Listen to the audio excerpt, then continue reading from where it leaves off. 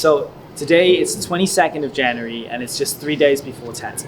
So I've agreed to meet up with my friend 2 in District 1 to have some food.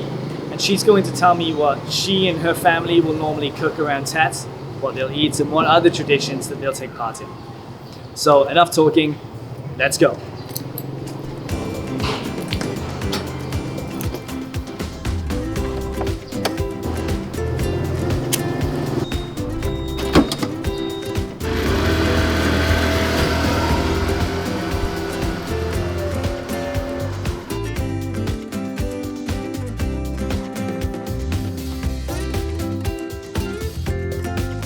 Food is a fundamental part of Vietnamese culture. In fact, the Vietnamese have a saying, which is ăn Tết. If we translate it literally, it would mean to eat Tet.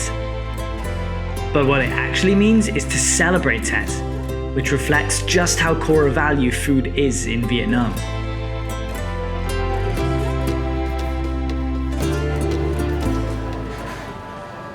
Hey, Miss Tu, how are you? Long time no see. Yeah, hi Jamie. You I'm okay? good.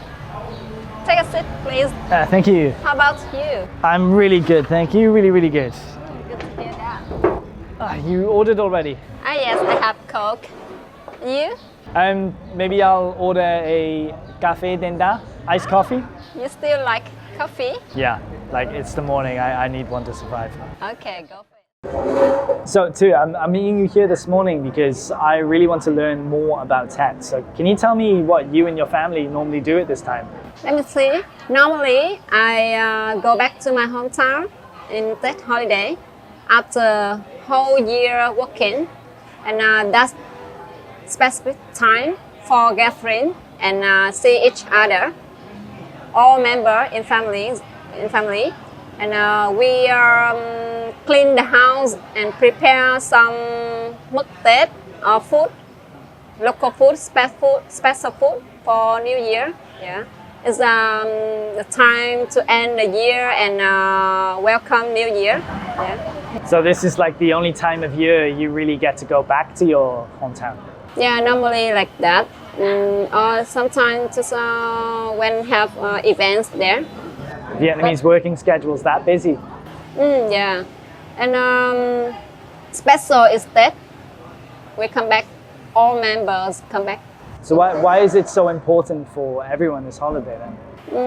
Of course important because it's traditional holiday, and it's a like cultural feature. It's for the whole country, not even in my hometown. Yeah, because the time for ending a year, we celebrate the party for ending year too, and welcome New Year, start better year.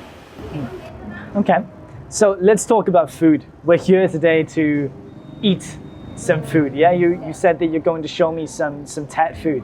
So can you tell me, what do people normally eat at Tet? What's special? A lot, but the most special, I think bánh chưng and bánh tét is special for that's traditional food for whole country through Vietnam, like south of Vietnam, middle of Vietnam, and north of Vietnam. We all eat chưng cake and tét cake, and we will cook some food like soak veg or ferment veg. Eat with chưng cake and tét cake, and serve with meat, some kind of meat. Yeah. Okay. So sorry, what is bánh chưng? Bánh chưng is the square one. The square one is that's ground, yeah. And inside is it has sticky rice and green bean and meat, yeah.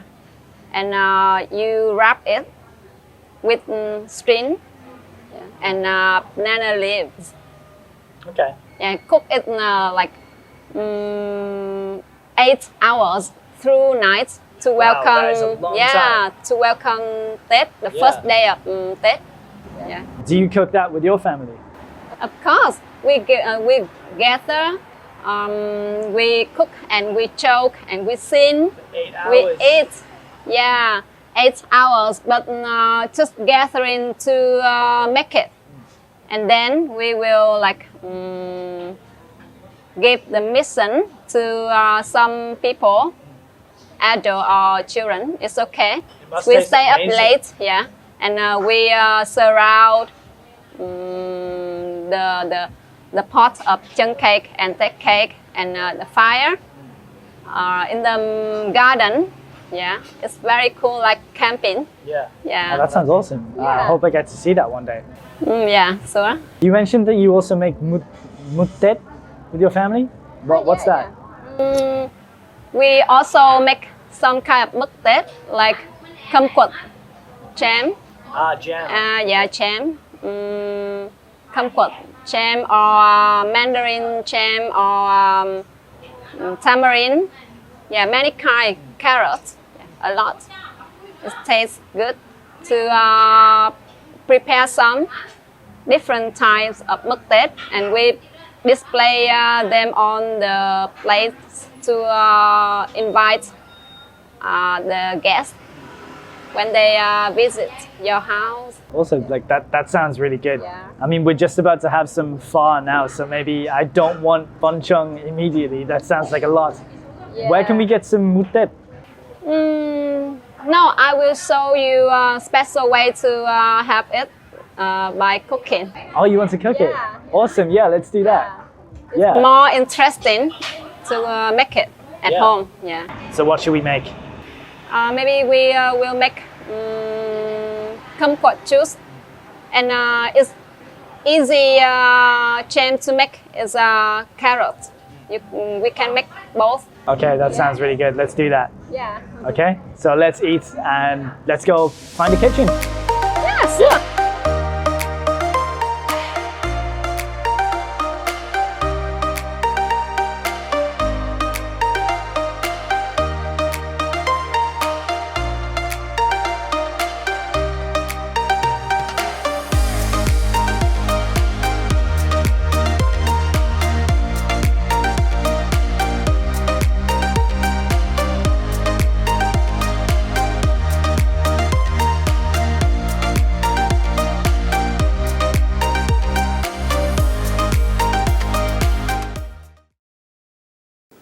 Right, well we've got everything we need then since we've been to the market. So you ready to make some carrot muttet?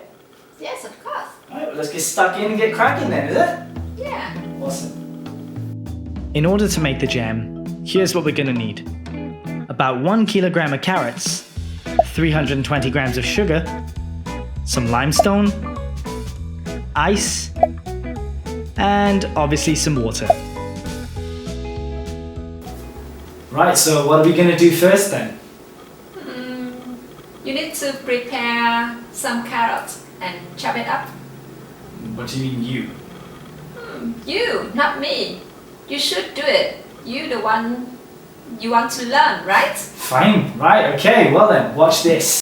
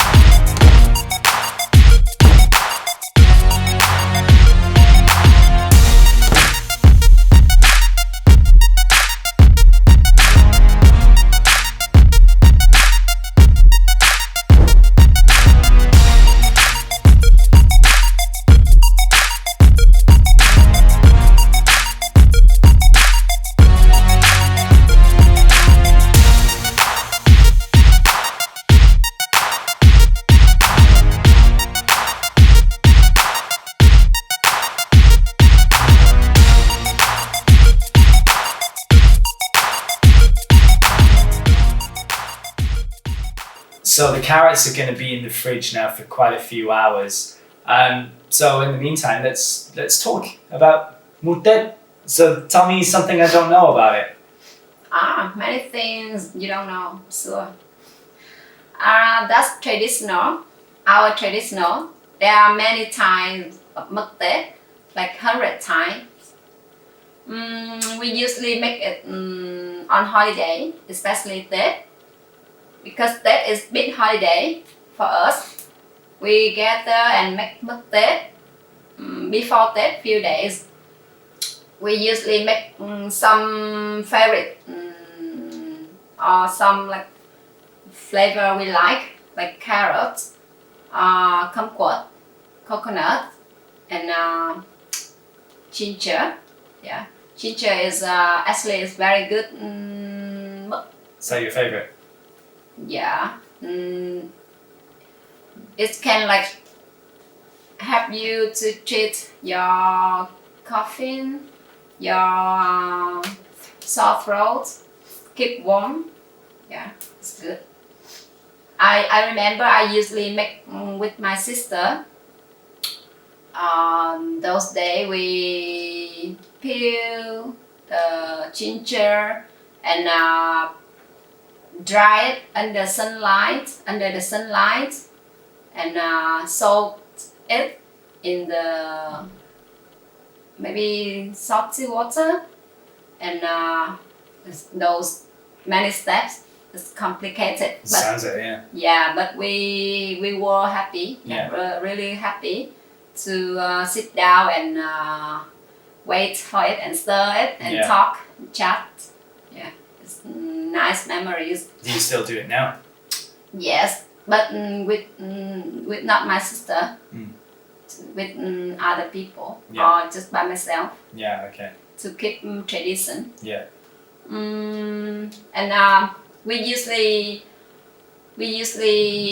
display it in with the nice fancy jars, and those jars is very nice and expensive. Yeah, I've heard about these. People always buy these luxury, expensive jars.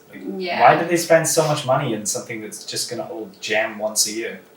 That's because of tradition. Like they think nice jar will bring you luck for New Year, and that is the face of the something nice to display to show for the customers, the guests, the visitor. So like nice jar equals nice jam, right? Yeah. Okay, the better the jar, the better the jam.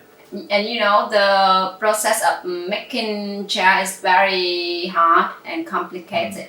That's why it's deserved for a nice and expensive jar. Yeah. Yeah. Okay, let's not spend time making our own jar, okay? I'd rather just buy that one.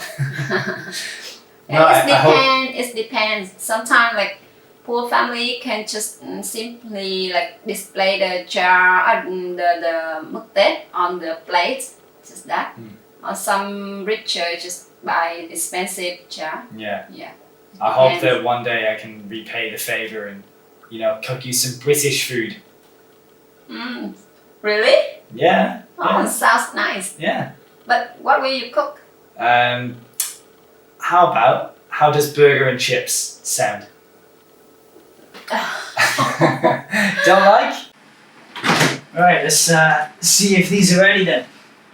So the carrots have been in the fridge for a couple of hours. They should be alright now.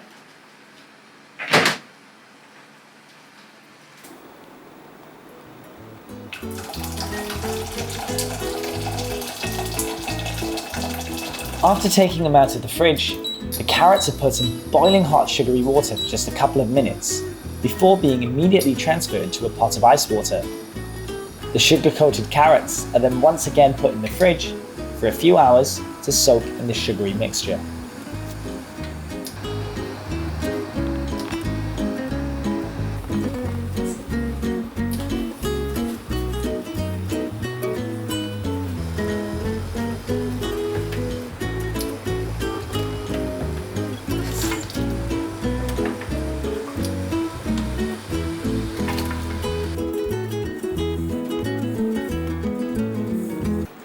Okay, so several hours later and one change of clothes later, and the carrots have been in the fridge now for a long time, soaking up in all that sugary water. So it's time to take them out now. We're going to boil the sugary water and leave the carrots to dry a little bit.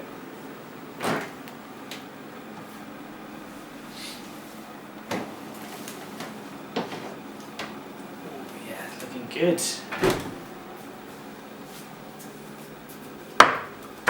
Okay, time to separate this. So that all the sugary water is going to go in the pan now and boil for a little bit before we then put the carrots in. The sugar water mixture is boiled for a little before adding the carrots so that it condenses, allowing it to later harden on the surface of the carrot itself. At this point, we decided to add in some vanilla extract to give the carrots a nice scent.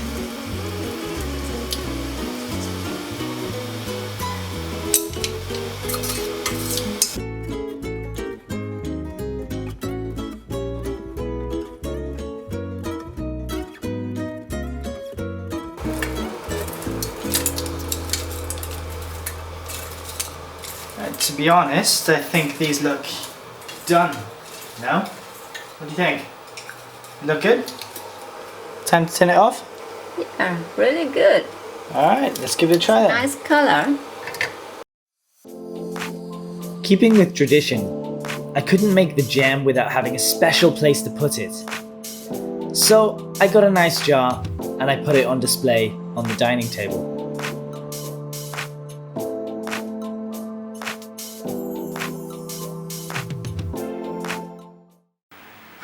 Right, well, I think they're done now. Time to try one. Mm-hmm. Voila. Wow. Amazing, right? Yeah, it's nice. Color, perfect. After Let you, me tell me try. what you think. I really hope you like these. Can I try? Yeah, go for it.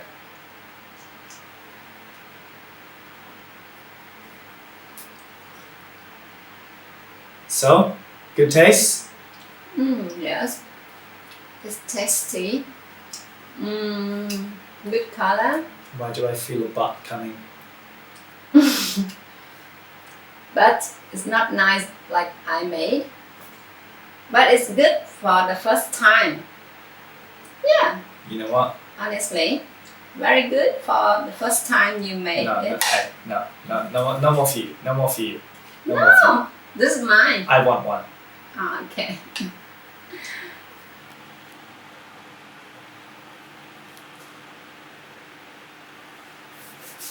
Oh, so good. Master Chef. I mean, that's jam done. What else should I try? You should try to make other traditional food like bánh chưng and bánh tét. Oh, you know what? That's actually next on my list. That's where I'm going next. It's cool. Bun chung is one of the most common foods to eat around Tet. Families and even schools are excited to make it together every year. It's a heavy, sticky rice cake filled with meat and green bean, which is wrapped in banana leaves and boiled for up to 8 hours. A student of mine, Michael, makes this every year with his mum and offered to tell the story of where bun chung came from. Once upon a time, there was a Vietnamese emperor called Hùng Vương thứ sáu or Hùng Vương the Sixth in English. One day, in the early spring, he made this announcement to all of his children. He basically said this: "Oh children, I am getting old. I need to give the crown to someone. Who should I give it to? You guys are all good. Some of you are very good at music. Some of you joined the gladiators. But I will make this deal. Tomorrow, whoever brings the best dish of all, the dish that has the most meaning to the skies and the earth, will of course get his crown. Okay. What Lang Liu did is basically this. Because he doesn't have an idea. So he went to sleep and got some dreams. In his dream, there was a godfather. He came by and basically said this. Hey, Lang Liu, did you know rice is the most important meal on earth? Did you know that? You can use rice to make hundreds of meals. So what I want you to do is to make a square cake, a circle cake that symbolizes the heaven and the ground, the mixture of the sky and earth, the symbols of your mom and dad, the king and queen. The shape of the cake is different depending on where you are in Vietnam. In the north, people eat the square banh chong, the shape of which is meant to symbolize the flat earth that people believed in at the time. However, in the south, people eat bun chong, but also bun dep, which has a more cylindrical shape meant to symbolize the dome-like roundness of the sky. On the day of the celebration, all of the sons come in to show their favorite meal to their king. But did you notice that Lang Liu was the last child and the youngest? Well, that also happens. Lang Liu is the last one to present the food. Oh, and the other people, they brought in fish, chicken, birds. But all of those, we have it already. We have tuna seek, we have fried birds, and we don't need it anymore. And you can't call it the most best dish ever. But when Lang Liu came, that totally changed the king's mind. He was like, oh, Lang Liu, how did you know that I'm expecting this? And that's how all of the children tasted the food, and then Lang Liu won the crown. Oh, and from then on, all of the Vietnamese people on Chinese New Year, they always eat bánh chưng and bánh dày, including me!